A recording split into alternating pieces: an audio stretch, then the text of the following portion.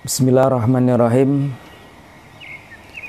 Melanjutkan sinau kitab tafsir surah Yasin karya Syekh Hamamizadah.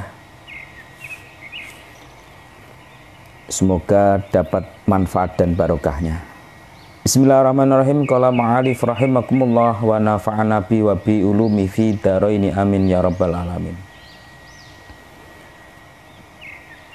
Wa kamalan kaya dene keterangan wala dawuh kono sinten alaihi salam Kanjeng Nabi Muhammad sallallahu alaihi wasallam. Dawuh Kanjeng Nabi aktsiru ngake-ake kono sapa sira kabeh qiraata hadhihi surati ing maca iki surah. Kata Kanjeng Nabi bersabda, perbanyaklah kalian membaca surat ini, yakni surah Yasin maksudnya. Fa inna fiha mangko sak temen iku tetep ing dalem hadhi surah iki surah Yasin khoso iso ana pira-pira khasiat atau keistimewaan katsiratan kang akeh. Sebab sesungguhnya surah ini, surah Yasin ini itu terdapat banyak keistimewaan. Hatta qila sehingga den ucapake fi syarhi hadal hadisi ing dalem syarahe iki hadis apa annal ja'i'a sak temene wong kang lesu. Di sarahnya hadis ini disebut bahwa sesungguhnya orang yang lapar iku idza qara'a nalikane maca kono sapa al-ja'i ha ing surah Yasin bihuduril qalbi kelawan hadire ati, maksudnya mantep ikhlas, asba'a mongko paring parek markake, maksudnya memberi kekenyangan hu ing ja'i kono sinten Allah min fadlihi saking kautamaane Allah, saking fadli Allah. Barang siapa yang sedang lapar kemudian membaca surah Yasin dengan penuh keikhlasan karena Allah, maka Allah akan memberi kekenyangan pada dia. Misalnya lagi sendiri, nggak ada yang dimakan atau dalam kondisi terjepit, situasi itu kan bisa terjadi pada seseorang karena mungkin bencana atau apa. Maka di antara khasiatnya surah Yasin adalah Allah memberi kekenyangan kepada seseorang itu. Wa ing qara'a lamun maca ha ing hadhi surah kuno sapa al khaifu wong kang wedi.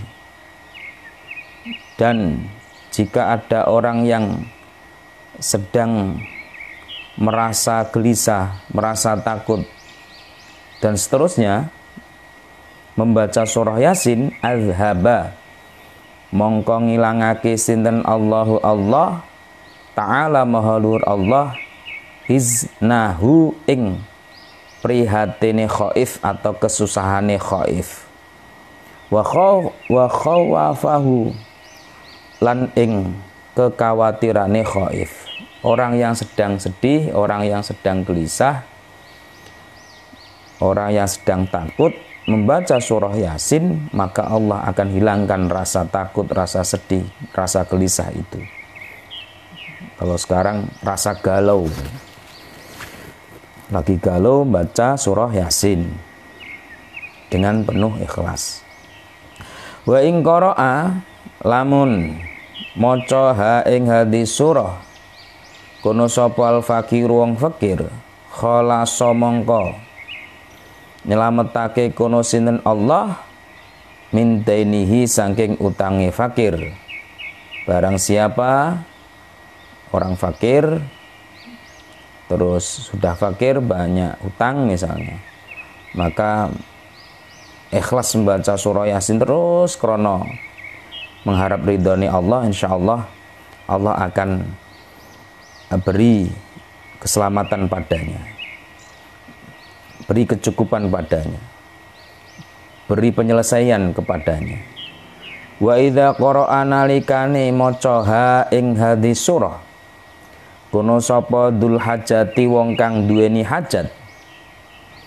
Orang yang punya hajat membaca surah Yasin, baik hajat pribadi maupun hajat umat, hajat keluarga, kemudian ngundang teman-temannya, ngundang tetangganya, ngajak baca surah Yasin, atau dilakukan sendiri, sah-sah aja ya. Qadha mongko nekani sinten Allah Ta'ala Maha Luhur Allah hajatahu ing hajate dzul hajah, maka Allah akan menunaikan hajatnya.